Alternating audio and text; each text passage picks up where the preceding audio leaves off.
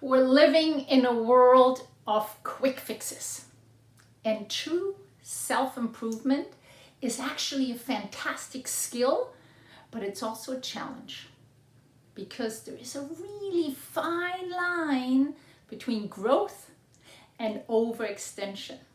Yep, who has not overextended themselves?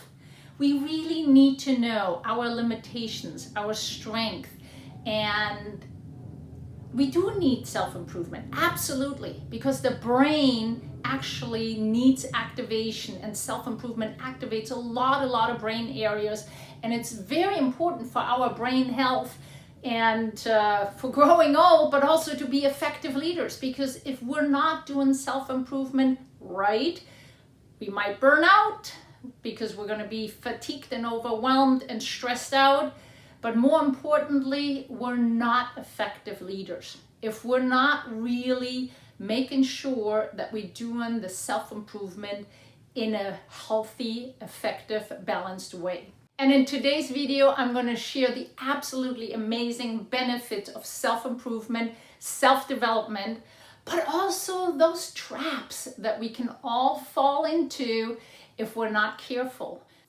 I'm Heike Fallon, a personal high-performance coach, and I help my clients master their self-leadership with a brain-based approach. Because if we do that with a brain-based approach, we rewire the brain, we're utilizing that neuroplasticity to create long-lasting changes that help us sustain. And if you're not leading yourself from within first, you will not be an effective leader. Now, subscribe to my channel and share this with any of your friends or anyone that you think might benefit from this information. Help me on my mission to share more of a brain-based approach and knowledge to create more effective leaders that are healthy, happy, and productive, and that spread more joy and positivity in this world. So let's dive into the benefits of self-improvement. Number one, hands down, it influences your brain, because the brain needs activation because it has what's called neuroplasticity. That means it can form new neural connections and strengthen old neural connections, and it's vital for our brain health. It's vital for our health, but also for our productivity and for lasting a long term. So neuroplasticity requires activation.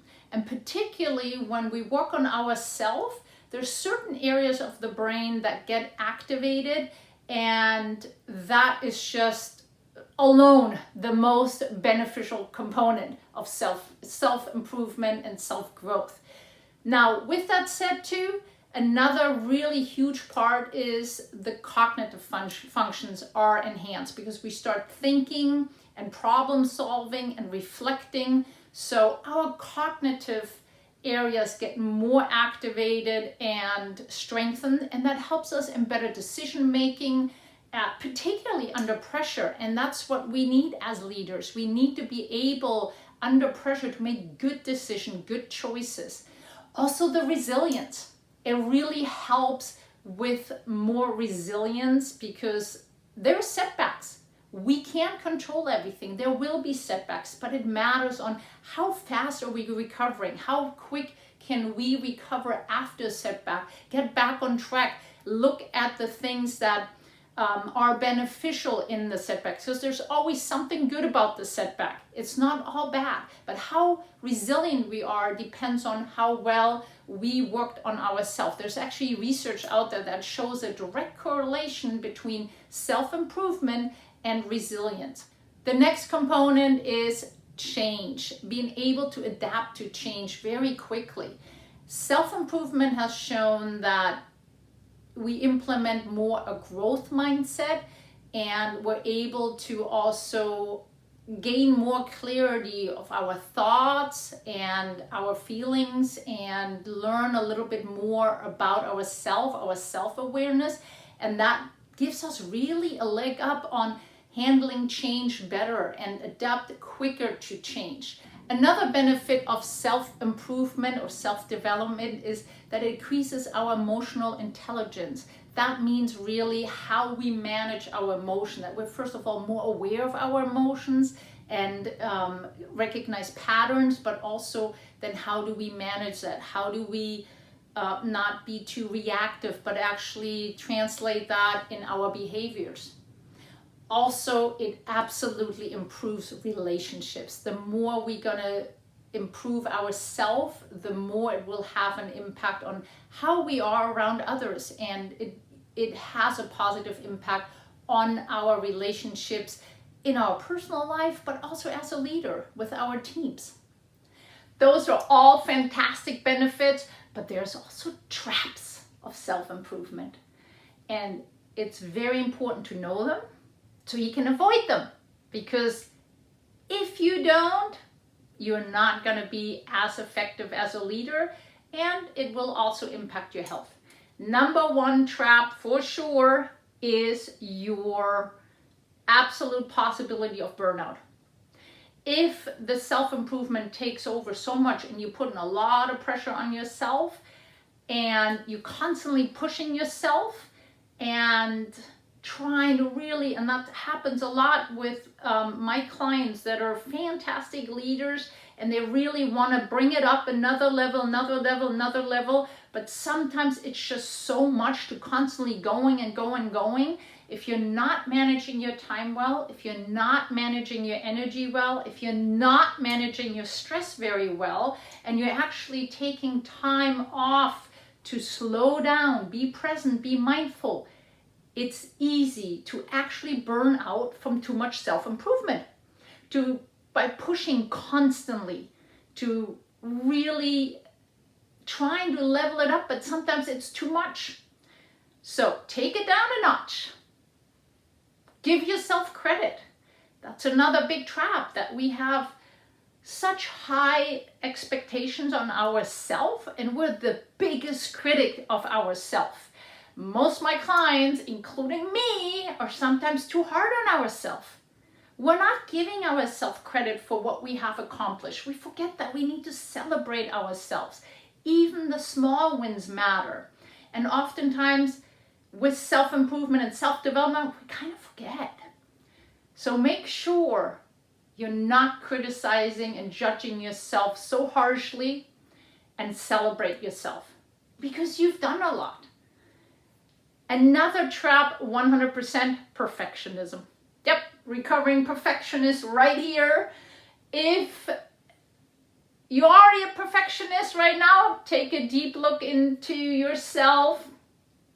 Perfectionism isn't possible. There is no perfect. And the problem is when people get too much into self-improvement, they think it needs to be perfect. There is no perfect. It's about a journey of evolving, and perfectionism is not healthy. So the trap is really that we can kind of push it too much and think it needs to be perfect, but it isn't. It will never be perfect. There is no perfect. That's not how the brain functions. It is constantly adapting and to the changes that are happening. So drop the perfectionism and enjoy and embrace your journey.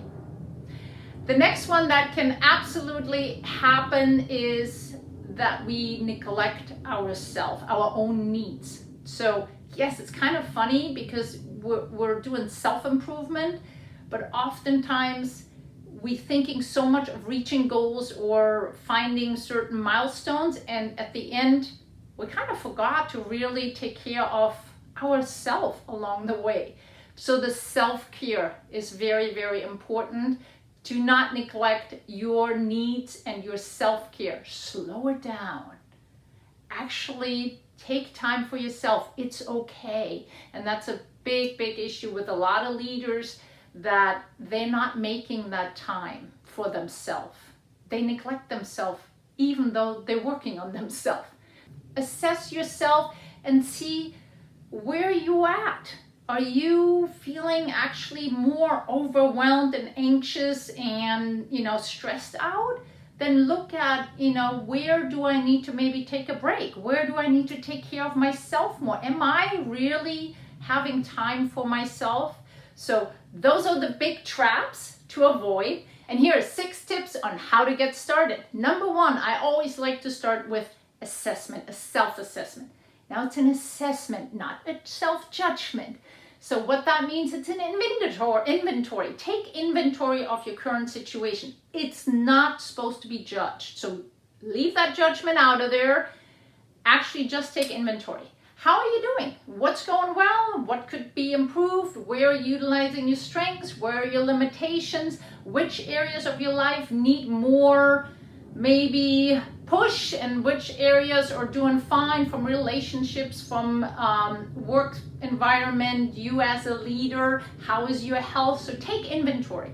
Number 2, you want to know your values. You do want to know your values, and you want to know your why, and you want to know your vision. You want to have a vision.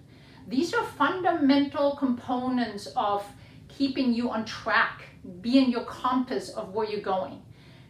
The third thing that you want to do is you do want to set good goals, SMART goals. So that meaning they're clear, they're attainable, they're measurable, and they are on a timely manner in a schedule. But key thing is to keep them small, and that you connect those goals with your values, with your why, and with your vision. They got to line up with these 3 things. Those goals need to line up with these things to keep you on track in the right direction. Next is you want to cultivate a growth mindset. That means challenge yourself, push yourself a little bit, but not too much.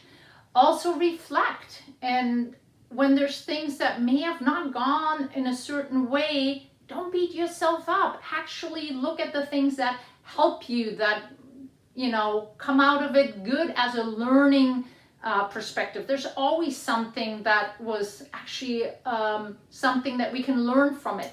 So cultivating a growth mindset is very important when we want to start self-improvement. And then surround yourself with the right people, the people that lift you up, the people that help you to push yourself, support you. So the right people and surrounding yourself with the right people is just crucial. And then, because we assessed right in the beginning, but we also want to reflect from time to time. Want to check in with yourself. How do you feel? And were you really happy? Did whatever you did this past week, was that in alignment with your values, with your why? Did the goals really line up? And do a little self-reflection, and don't forget, and that's step number 6, celebrating yourself. Again, it's not about being super judgmental on ourselves. Celebrate yourself for any accomplishment, even the small ones. Why? Because it's a dopamine release in the brain, and it actually helps us for our health and well-being. So celebrate yourself. That's not something that's selfish or anything like that, but it actually is very, very helpful for your health and well-being. So celebrate yourself, even the small things. Tap yourself on the shoulder, high five in the mirror or with somebody else, but make sure you celebrate yourself. And it might feel a little awkward in the beginning, but it will become more natural to you when you practice it on a consistent basis. I hope this video inspired you, and you will continue to work on yourself, but being mindful of those traps, because mastering self-leadership makes you a more effective leader, because leadership starts within.